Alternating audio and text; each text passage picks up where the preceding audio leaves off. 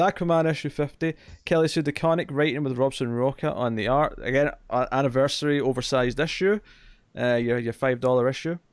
I think we had multiple artists. Yeah, Eduardo Pansica was on it as well. Pansica. Ah, yeah. fair enough. What can I say? I make. Well, actually, I don't make mistakes. Comicsology makes mistakes. So I haven't read a lot of Kelly Sue. But I can pretty much say her Aquaman is now my favorite thing she's ever done. And it was a short list since I haven't read a lot of it. I've tried a lot of Kelly Sue things, and typically I don't enjoy them. Yeah. So I was actually quite cautious going into this story. I read the first 2 trades of her Captain Marvel when she made Carol, the captain. Yeah. Again, and I really enjoyed that. A lot of fun aviation stuff. A lot of, history with women astronauts and whatnot, and it's really good, and it's really stuck to me. However, this stuff with the gods and now how it's playing in to the Aquaman mythos at large, like I feel like this is how I felt when I read Iron Fist for the first time. Like I liked Iron Fist or Immortal Iron Fist, cool character, kung fu, teams with Power Man, whatnot. But I'm saying this is taking Aquaman, and I liked, I went back on your guys' recommendation to the Abnett stuff when I had dropped it, and I really enjoyed it, and I love the Johns arc. I've never read the Peter David Aquaman, but this far, but thus far, out of all the Aquaman stuff I've ever read, just through I think what has it been 6 issues. No, this is the start of the second arc, so yeah, we're just early days. This is in my favorite Aquaman stories already. I think it's not quite taken over from Abnett stuff once we got, Undersea, and we had all the Ninth Trade stuff and all that, yeah. Well, it's probably Ninth Trade's dropping this. I like how that continuity is kind of... Yeah, I think that's still probably my high point of Aquaman reading right now. Yeah, but up this has the point, potential. Throne of Atlantis was my favorite Aquaman story. Just, Yeah. There's a lot of big fun stuff. Here, though, just the history of Amnesty Bay. Yeah, well, that's the thing. Like this issue starts with a story. It turns out to be the cop whose name I can't remember off the top of my head. I can't remember either. I want to say it's Maggie, but it's not. Maggie's the firefighter in action that we haven't seen forever. She's telling the story about this captain who was the sole survivor of his ship because of his own negligence. Because he was drunk on the job. Yep. Which is how it relates to why she's telling us at an A. I mean, but he feels so guilty that he builds a lighthouse, and he's, the story we find out later has basically no ending. But can I just say, my favorite panel of this book is the monster in the story when he's in the lighthouse on his own. Second time.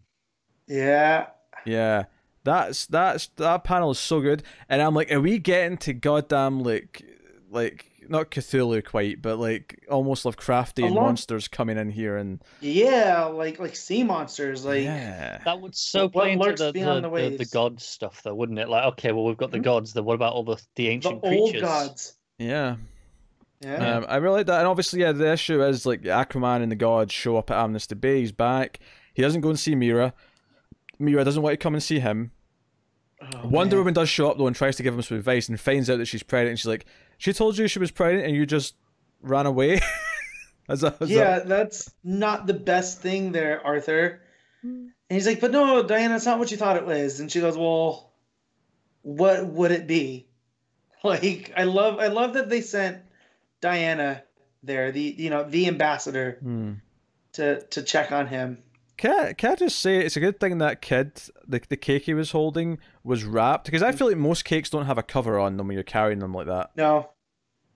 He's lucky. No, but when you're presenting him to Aquaman, you want to have it look a little bit nicer. I mean, to be fair, it's come from an actual bakery, by the sounds of it. Like that. So, bakeries tend to package their cakes in like a box. But it's in like a bag, though. You can see through it. It's got like a ribbon. I've never seen a cake packed like that. I definitely have in some bakeries. In a box, sure. Obviously, I expect a cake in a box. I mean, yeah.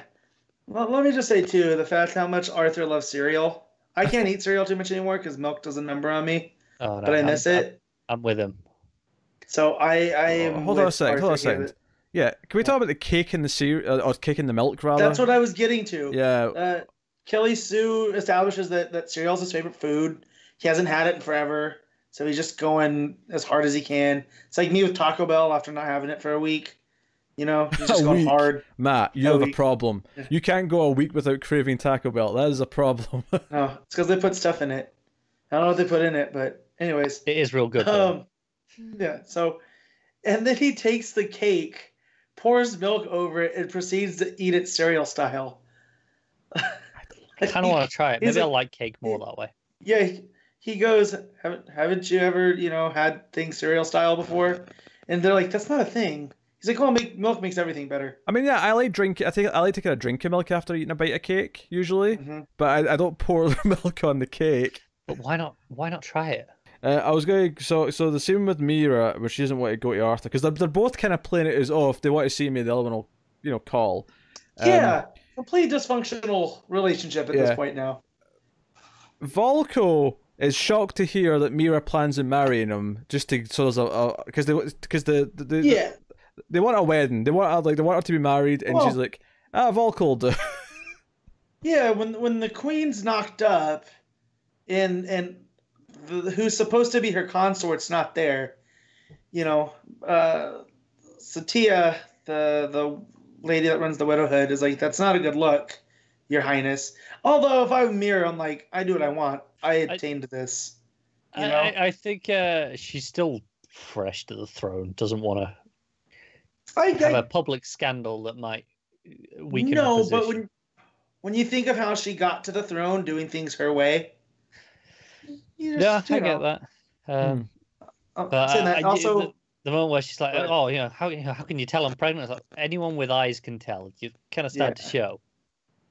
And I did like how they did the TV trope of her constantly, her stomach was covered in some way. Like, you never get a clean shot. Yeah, she was got like the ribbon around it. And so I kind of like that, like when you don't know a woman's pregnant on a TV show until she touches her belly. And you're like, oh, okay. Like, it's the shorthand. But, yeah, Volko. That failure of a statesman. That's your king?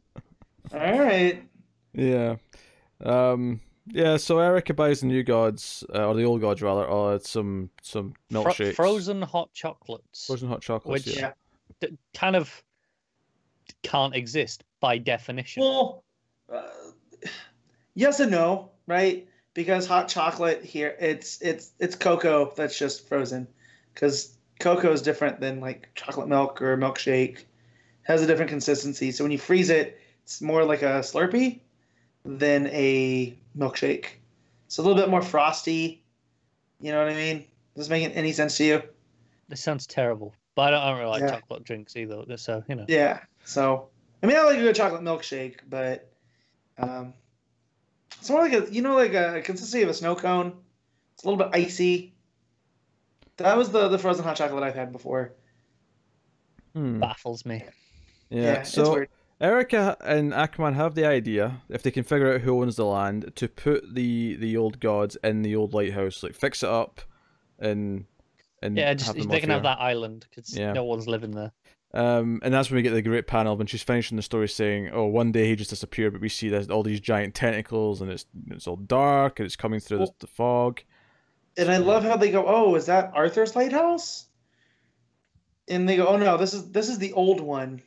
And we see it's in that's like it's half ruined. Yeah, it's kind of like barely still there. And that when the Currys came to Amnesty Bay, they set up another lighthouse. So that's Arthur's. And it's got this little bit of like a Dracula style bit of writing here where it establishes he had a journal and he was writing that something was hunting him, which really made me think of those old books.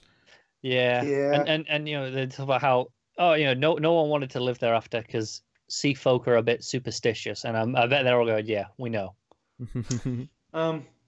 There's this story about, and it's a real life story. These two guys, I don't know if this is what that movie that just recently came out called The Lighthouse was based on, but there were three guys that were maintaining a lighthouse that just up and disappeared in the late, I want to say it was like semi-recent, it was like the late 40s or something, that No trace. No one's ever been found. The oil was still burning in the lantern. The captain's log had not mentioned just the storm was coming through. So I'm kind of wondering if this is kind of his story is a little bit based off of that, or if that's just a common occurrence with lighthouse keepers. Aquaman gets a call, and we get our introduction in the comics to Jackson. So, get a new Aqualad. Well, that's pretty cool. Yeah. Haven't seen him in a while. Yeah, we did have him in something. Teen Titans. Was it Teen Titans? Yeah, and then he left. We haven't seen him since Damian took over that team with the new characters. That sounds about right. No. Yeah. Oh, with the new characters, yeah, but he was there when Damian, for the first chunk of Rebirth's Titans. Yeah, that's what I mean. When he took over with the new characters and he had the secret prison and whatnot, he does. Jackson's gone. He does seem to have a completely new haircut, unless he got that somewhere else. Yeah. In the last while that I've not known. He definitely looks like the Young Justice version more than ever, right? Barring the hairstyle, yeah. Yeah. Yeah, the outfit's a bit more. No, it's also be interesting actually having him interact with Aquaman and being a supporting character in this. I'm sure Kelly Sue's got something she wants to do. And you know, this issue promised the return of Black Manta, which we get in the final scene. I will say the only disappointing thing about this issue is that the return of Black Manta scene ended up just being the Lex Luthor drone, like, making an offer scene. Oh, no. That is the only problem I have with this. It also reminded me of the movie, his introduction there. Sure, yeah, because of the submarine. Yeah, okay, I can see it. I mean, it was nice to see him. I think it's going to be he's going to play a pivotal role. I think the fact that we've got Jackson involved certainly says that we're going to be doing some stuff with that, probably. Almost certainly, yeah. So, you know, I'm excited to see him. He looks good, but I was like, oh, it's just... Cause as soon as I saw the drone in like the second last page, I was like, oh, it's just going to be this. Yeah. So this year the villain stuff was just annoying me so far because it's taken away like a page or two at the end of books. Yeah, I think the only ones that I really liked was the Hawkman one last week. I thought that was used really well because it actually tied into what happened in that issue rather than just being, hey, this is going to happen in the next few issues. Yeah, which is kind of what this one is. Like, hey, in the next few issues, we'll get to Black Manta. You'll see. I'll be honest. I wonder how much it's going to even affect some of the books. Like, are we actually going to see the effect of them getting stuff from Lex in their stories, or is it just no? That little scene was there because they want to make the appeal. I think it'll be a little column A, little column B. Like they'll have new gadgets or new power. It'll be slightly more enhanced than normal because of this scene with Lex. You know, whatever they're doing, their plan will be one up of their normal stuff, but I don't think it'll be that excessive for some I wonder of them. how effective it'll be. I wonder if it'll be very clear that they were told to like incorporate this and give them some new tech, but it won't really achieve anything because the writer didn't have any plans for them to have a story where the villain suddenly got better tech or whatever. Yeah, so it'll just be like, yeah, it's the same story, it's just they're a little bit more efficient at this one thing. Yes, so it'll be completely meaningless. I don't want to be too negative on this stuff because I actually really like this issue. And I think what's impressive about it is that it had a completely different vibe from the last arc. Without betraying it, because we've still got all these old god characters who are still relevant. I'm loving the big monster hunting they did in the flashbacks and how that might play into stuff in the future. The actual kind of just fun element of like him being back in town and people reacting to him being back in town and the cereal and everything else. Yeah, I love how he is with the town. It's like, hey, you know, how long have I been gone? I don't recognize any of those journalists out there. And they're like, no, that's because the locals know if you want to say something, you'll just go and tell them. Right. And you kind of, it's been a while since we've had Aquaman just kind of in Amnesty Bay, and you kind of forgotten that kind of just casual camaraderie that there is there. Yeah. Yeah, it's a small town, but it's his town nonetheless. You know, it's like if Superman was a character in Smallville instead of just Metropolis. Yeah, because this has been, I mean, it's been since before the Ninth Triad stuff, I think, since we've been here permanently. Well, because remember they put the embassy for Atlantis there. Yeah. And that's what kicked off Abnett's run. And you had the whole Nemo organization with Black Manta. Yeah. It kind of just sort of gradually got less and less, and then by the time we got to Ninth Triad, it was just completely gone. But that was like the last time we saw it at all was before that, I think. Yeah, so that'd have been around the early 20s, if not maybe even the late teens, the last time we saw it. So, hey, real good issue though. Pumped for this arc. So, Matt, what are you giving it? Oh, I'm giving this one a 9. Connor.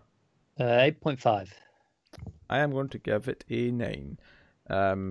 Although I was tempted to go at the 0.5 just because of that last scene, but I'm not going to blame this issue for it. That's an editorial thing. Yeah. It sucks a little bit on this one in particular, given that this is it's issue 50. These are the longer ones, the special ones, and it's like, well, we just wasted 3 pages. But on the upside, it had a lot more pages, so I don't feel the hit as much. So you don't feel it as bad, yeah. So that is what it is.